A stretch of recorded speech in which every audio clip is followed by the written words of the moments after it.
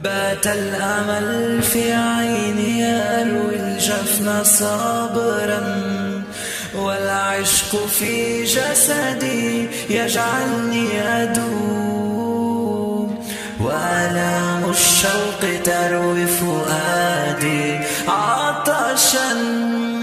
وما أدراك وما عطش القلوب، يا أميرتي يا جميلتي يا سيدات كل النساء، لا تتركيني في وحدتي، فالابتعاد عنك ابتلاء يصعب على تحملي، وحان وقت الانتهاء، سأكون معك برغبتك وكما مولاتي تشاء.